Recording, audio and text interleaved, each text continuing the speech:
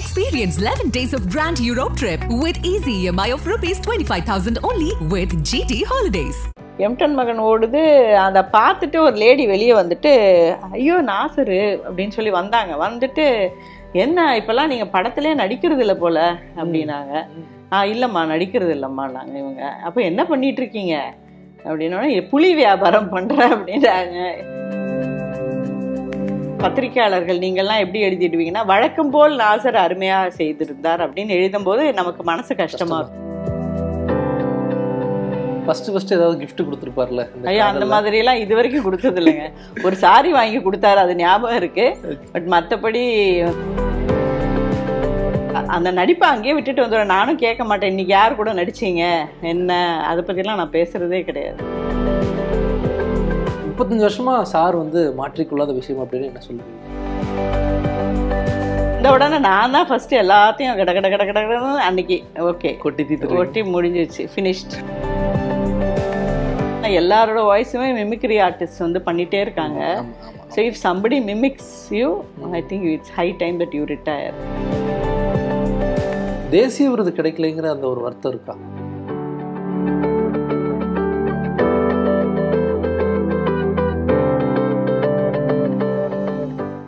ஆனந்த விகடன் நேயர்களுக்கு வணக்கம். இந்த உறவின் மொழி எபிசோடில் நடிகர் நாசர் அவர்களுடைய இணையர் திருமதி கமீலா நாசர் அவர்களோட தான் பல விஷயங்கள் நம்ம பேசுகிறோம். அவங்க பேசலாம். மேடம் வணக்கம். வணக்கம். எப்படி இருக்கீங்க மேடம்? சூப்பராக. சமீபத்தில் தான் வந்து உங்களுடைய திருமண நாளை கொண்டாடி இருந்தீங்க. ஆமாம். கரெக்ட். எத்தனாவது திருமண நாள்? 35th. முதல் சந்திப்பு சாரோட ஒரு ஃபேமிலி ஃப்ரெண்டு மூலமாக சந்திச்சோம். திருமணத்துக்காக வரன்னு பார்க்கும்போது அந்த மாதிரியான? இல்லை அந்த மாதிரிலாம் இல்லை, எங்களுது லவ் மேரேஜ். Love marriage. யாரு ப்ரப்போஸ் பண்ணது அப்படின்னு சொல்ல முடியாது. இந்த ஃபர்ஸ்ட் டாக் யார் வந்து ஸ்டார்ட் பண்ணது, நீங்களா இல்லை சாரா? நான் தான் ஸ்டார்ட் பண்ணியிருப்பேன்னு நினைக்கிறேன். ஓகே. என்ன பேசுனீங்க? இல்லை அவங்க அம்மா வந்து ஆக்சுவலாக பொண்ணு கேட்டு வீட்டுக்கு வந்தாங்க. பட் அவங்க வந்து உருது பேசுகிறவங்க, நாங்கள் தமிழ் பேசுகிறவங்கனால அந்த டிஃப்ரென்ஸ் ஆஃப் அந்த கலாச்சார டிஃப்ரென்சஸ் இருக்கும்ன்றதுனால அம்மா வேணான்னாங்க. பட் அதுக்கப்புறமா நாங்கள் ஃப்ரெண்ட்ஸ் ஆகி அப்படியே சரி கல்யாணம் வரைக்கும் போயிடுச்சு.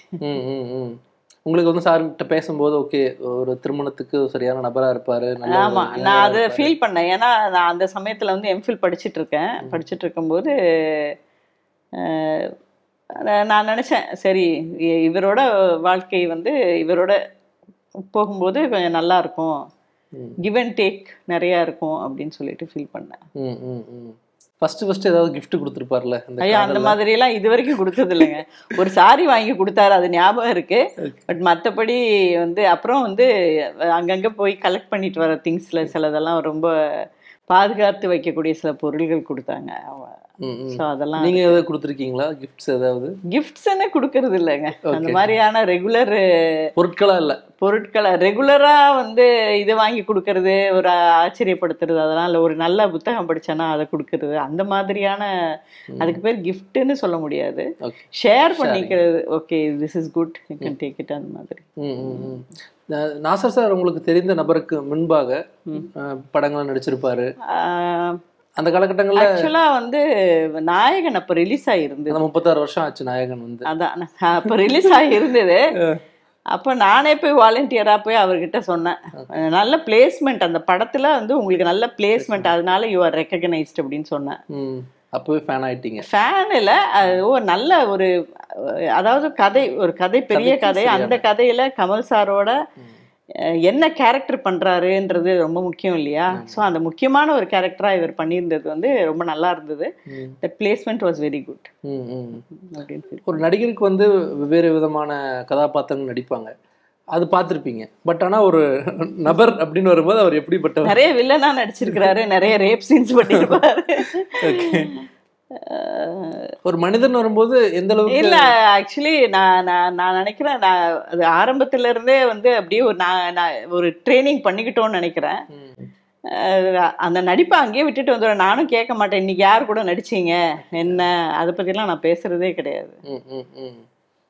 எப்பவுமே இயல்பாகவே பேசுறது கிடையாது. இன்னைக்கு ஷூட்டிங்ல என்ன ரொம்ப இன்ட்ரெஸ்டிங்காக ஏதாவது நடந்தது அப்படின்னா அவர் சொல்லுவார், மற்றபடி அதை பற்றி பேசுறது இல்லை. இயல்பா எப்படிப்பட்ட நபர் Nassar sir?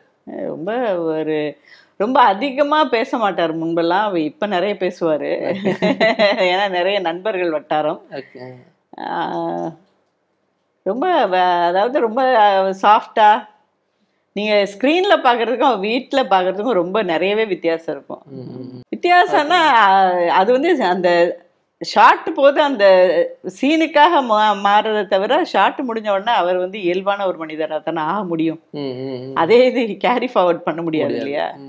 So it's like any of the husbands in the house or any of the father in the house. Okay, நீங்கள் பார்த்து வியந்த விஷயம் சார்கிட்ட முன்னாடி காலகட்டங்களில்? அதுக்கு முன்னாடி வந்து நான் ஷூட்டிங்க்கு கூட போவேன்.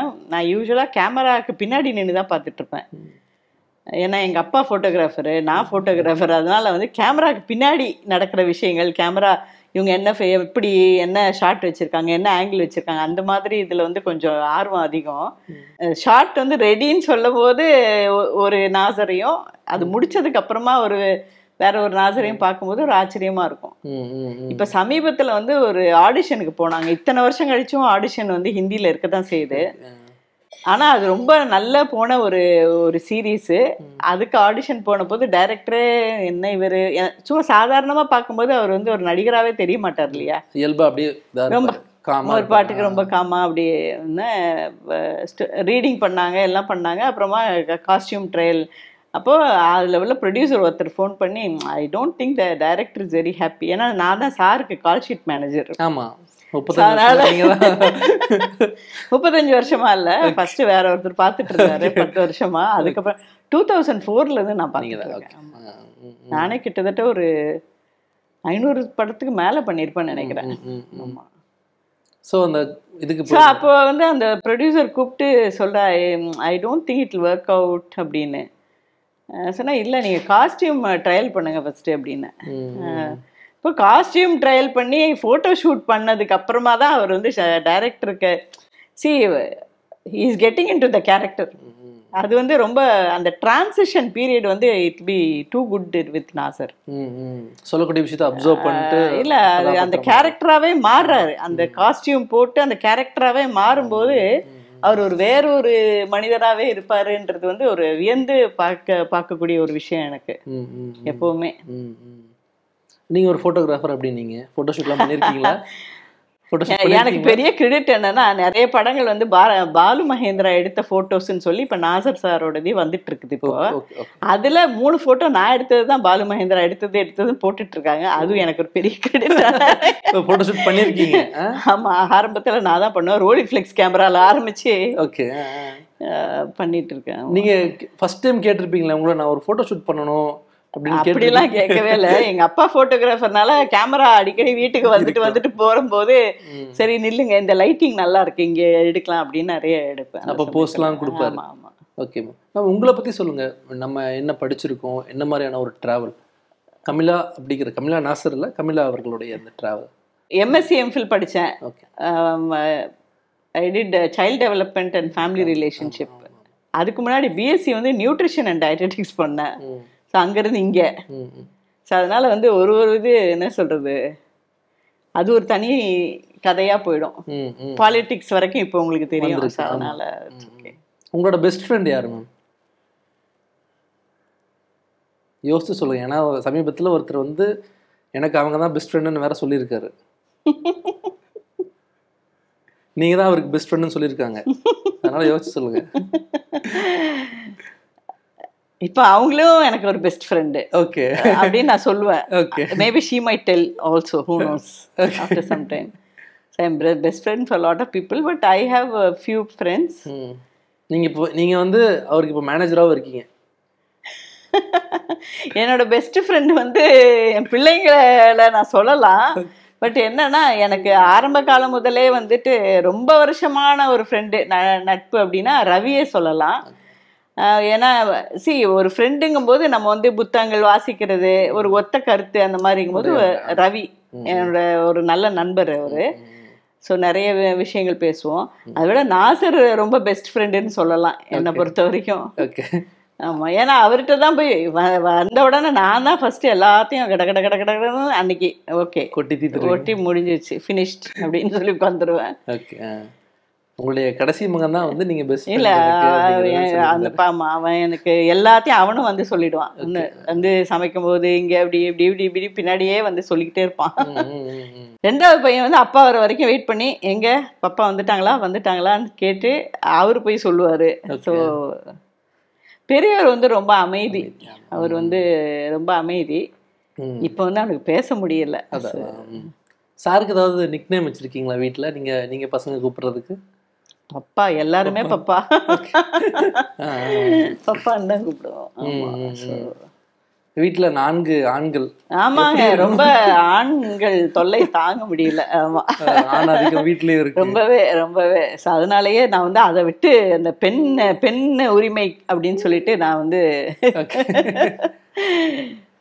அப்படிலாம் கிடையாது. இவங்க எல்லாருமே வந்து எதுவா இருந்தாலும் என்கிட்ட தான் கேட்பாங்க. அதனால எனக்கு அந்த ஃபீலிங்லாம் எதுவும் நடக்காது.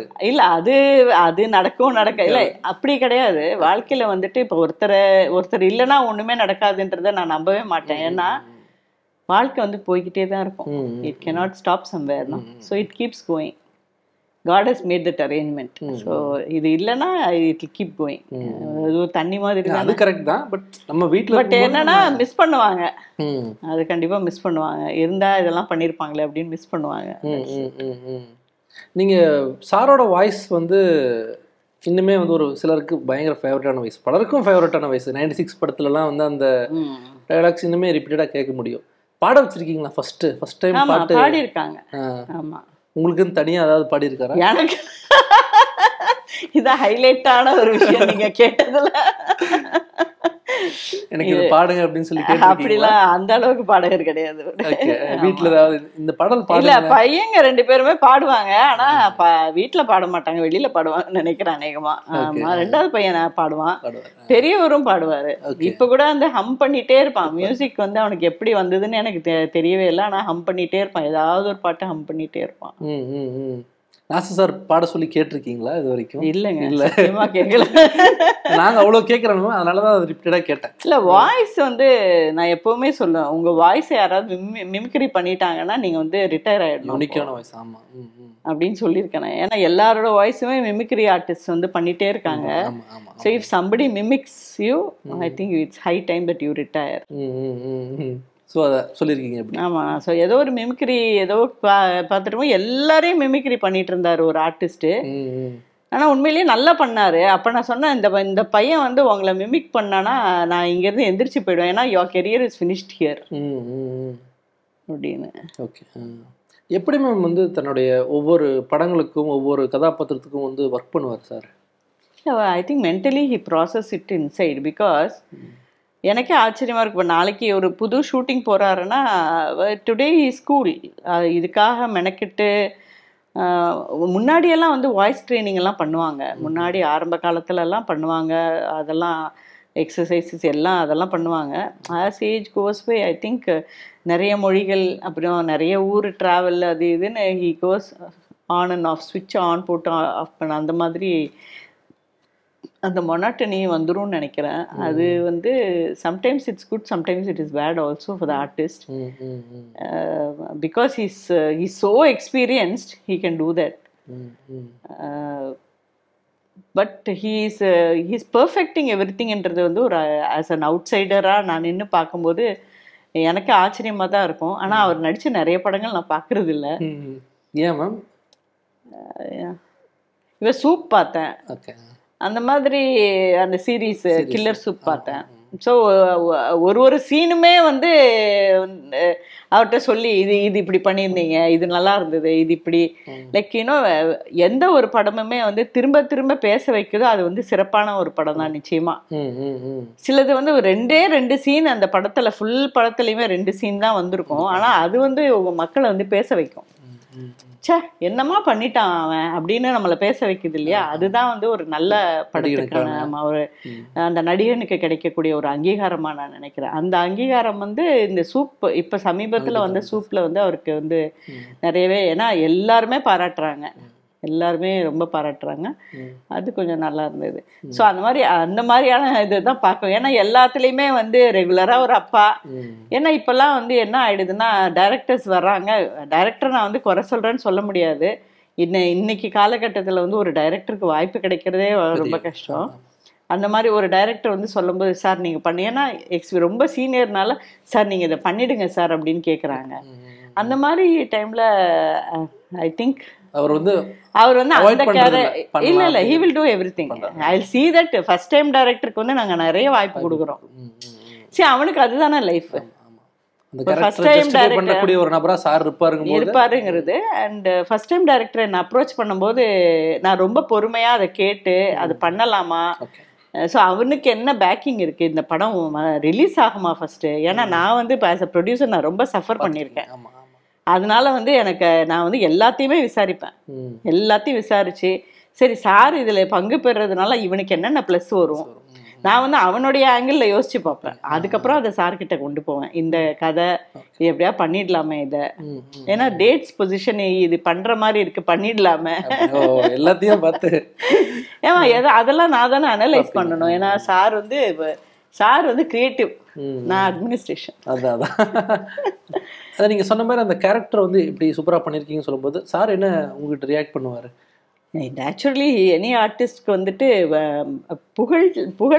புகழ்ச்சி வந்து ரொம்ப ஒரு விருப்பமான விஷயம் தானே. ஒரு எழுத்தாளர், துபாயில் ஒரு எழுத்தாளரை நான் சந்திக்கிறேன். அப்போ அவர்கிட்ட போய் நான் ஆக்சுவலாக சாரை பார்க்க வந்தாங்க, நான் வந்து வெளியில் வேற எங்கேயோ போகிறேன். அவர் லாபியில் வெயிட் பண்ணிக்கிட்டு இருந்தார். அவர் ஐயனார் சொன்னார். கிட்ட போய் சார் உங்கள் பழி நாவல் படித்தேன் சார் ரொம்ப அப்படின்னு, அதில் வர்ற அந்த சீன்ஸ் எல்லாம் சொன்னோன்னே அப்படியே அப்புறம் நான் சொல்கிறேன் நான் கமீலானா சார்.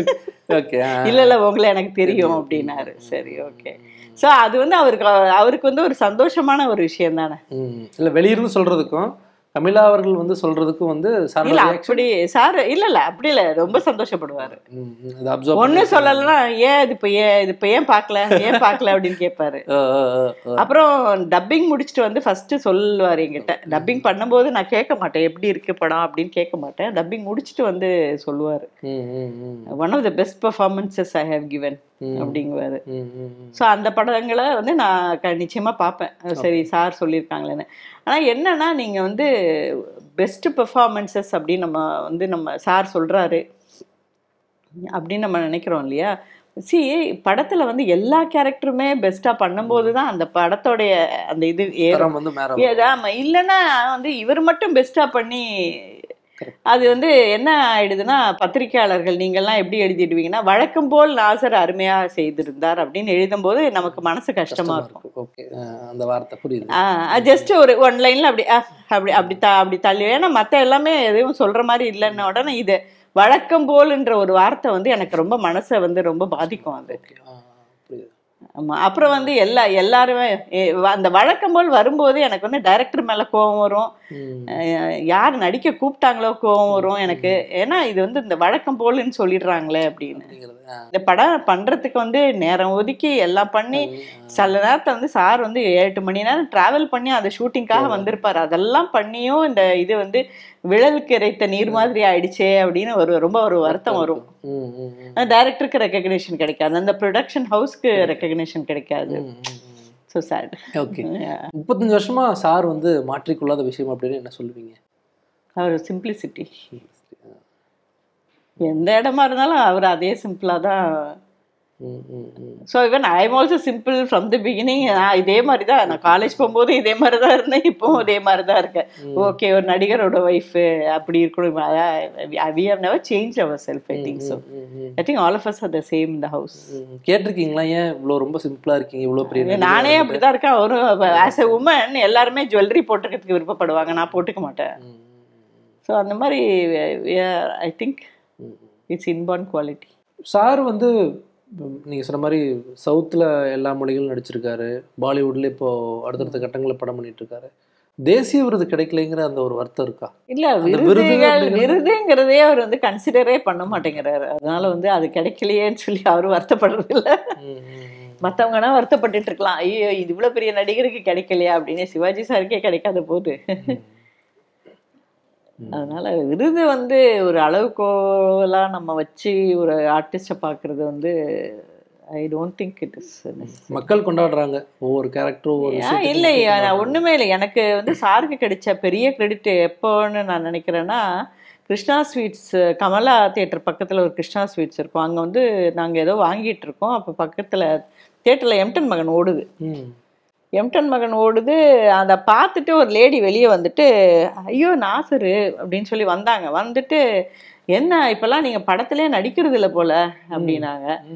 இல்லைம்மா நடிக்கிறது இல்லைம்மா நாங்கள். இவங்க அப்போ என்ன பண்ணிட்டு இருக்கீங்க அப்படின்னோடனே, புலி வியாபாரம் பண்ணுறேன் அப்படின்றாங்க. எங்கே புலி வியாபாரம்னா வெளிநாட்டுக்கு ஏற்றுமதி பண்ணுறேன் அப்படின்னாங்க.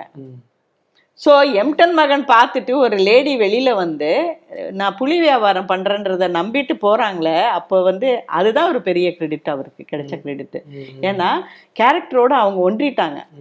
அந்த கேரக்டராகவே எம்டனாகவே அவங்க ஒன்றிட்டு வெளியில் வரும்போது அது நாசர்னே அவங்களுக்கு தெரியலையே. அதே மாதிரி இப்போ இந்த என் பையன் வந்து நடித்த அந்த படத்தில் பரம்வீர் சிங்காவே நினச்சிட்டு வெளியில் வந்தோன்னா அபி அந்த படத்தில் நடிச்சது நிறைய பேருக்கு தெரியல. தாடி அந்த சிங்கோடைய கெட்டப் எல்லாமே வந்து அந்த அந்த கேரக்டராகவே மாறினதுனால தெரியவே இல்லை. நீங்கள் அந்த படத்தில் நடிச்சிருக்கீங்களா, மிஷன் வந்திருக்கு பாருங்க அப்படின்னா எந்த கேரக்டரு? லைக்கா தமிழ்குமரனே என்கிட்ட கேட்டார், உங்கள் பையன் நடிச்சிருக்கான்னு சொல்கிறீங்க, எந்த கேரக்டருங்க அப்படின்னாரு. ஓகே, அதில் ஒரு சிங்க கேரக்டர் ரொம்ப நல்லா பண்ணியிருக்கான். எனக்கு அதுதான் எனக்கு credit. So I felt okay. என்ன வந்து ரொம்ப விரும்பி சமைச்சு கொடுப்பீங்க அவருக்கு? அவருக்கு good food he always loves. Okay, பர்டிகுலராக திருநெல்வேலியிலேருந்து வந்திருக்கீங்கும் போது? திருநெல்வேலி வந்து எனக்கு சொந்த ஊர். பட் நான் இங்கே இருந்ததுனால I can cook everything, almost anything I can cook. I cook pasta, continental, anything I can cook. அதனால வந்து டிபெண்ட்ஸ். இப்போ அபி அதே மாதிரி குக் பண்ணுறான் எல்லாமே. ஓகே, அவர் வந்து எல்லாம் இங்கிலீஷ் ஃபுட்ஸ் தான் பண்ணுவார், கான்டினென்டல் தான் பண்ணுவார். பாஸ்தா அது இது பண்ணாலே அம்மா கொஞ்சம் தள்ளி இல்லை, அவரே அவர் சாப்பாடு அவரே இப்போ நான் விட்டுட்டு வந்தானா அவரே அவர் சாப்பாடு அவரே செஞ்சு சாப்பிடுவார். ஓகே, இன்னைக்கு ப்ரோட்டீன் ஃபுட்டுன்னா எக்கு அந்த மாதிரி எதுவுமே நீங்கள் செஞ்சு கொடுன்னு கேட்கறது இல்லை. அது வந்து பெரிய பையன் வந்து அவனை வந்து சின்னதுலேயே மேகி பண்ண கற்றுக் கொடுத்தான் போல இருக்கு. ஸோ அதுலேருந்து அந்த குக்கிங் இது வந்து அவனுக்கு. ஆமாம், அதுவும் அப்புறம் வந்து இந்த யூடியூப்ல வந்து கார்டன் ராம்சேயோட ஃபேன் போல இருக்கு. அது பார்த்து இப்படி பண்ணணும் அப்படி பண்ணணும்னு. சார் சமைப்பாரா? நாசர் சார் சமைப்பார். என்ன டிஷ் ரொம்ப ஃபேவரட்டா சமைக்கிறதுக்கு அவருக்கு? இல்லை நீங்கள் அவர் செஞ்சு நீங்கள் சாப்பிடக்கூடிய டிஷ்னா என்னவா இருக்கும்? யோசிச்சு ஒரு 2 நாள் கழிச்சு சொல்றேன். ஓகே, சமைப்பார் வந்து ஏதாவது ஒரு ட்ரை கொடுப்பாரா? இல்ல ஒர்க் பயங்கரமான ஒர்க் இருக்கு. பட் என்னன்னா ஃபைசலுக்கு பெரிய பையனுக்காக வந்து சமைச்சு வச்சிருக்கிறத நல்லா அழகா டெக்கரேட் பண்ணி கொடுப்பாரு. ஏன்னா ஹோட்டலியர் இல்லையா அவரு, அதனால ஃபுட் லே பண்ணி கொடுப்பாரு. அதை ஒரு கப்பில் போட்டு நல்லா அதை இது பண்ணி அந்த எல்லாம் பண்ணி கொடுப்பாரு.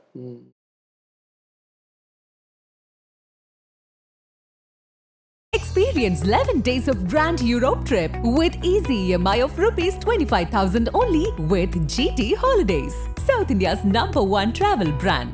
உலகம் ரொம்ப வேகமாக போய்கிட்டு இருக்கு. நம்ம அப்டேட் ஆகலைன்னா, நம்மளை சுற்றி நடக்குது நம்ம தெரிஞ்சுக்கலைன்னா காணாமல் போயிடுவோம். அரசியல், சினிமா, முதலீடு, ஆன்மீகம், விவசாயம் உள்ளிட்ட அனைத்தையும் விரல் நுனியில் தெரிஞ்சுக்க விகடன் ஆப்பை டவுன்லோட் பண்ணுங்க. விகடன் டிஜிட்டல் இதழில் சப்ஸ்கிரைப் பண்ணுங்க. லிங்க் டிஸ்கிரிப்ஷனில் இருக்கு. நன்றி.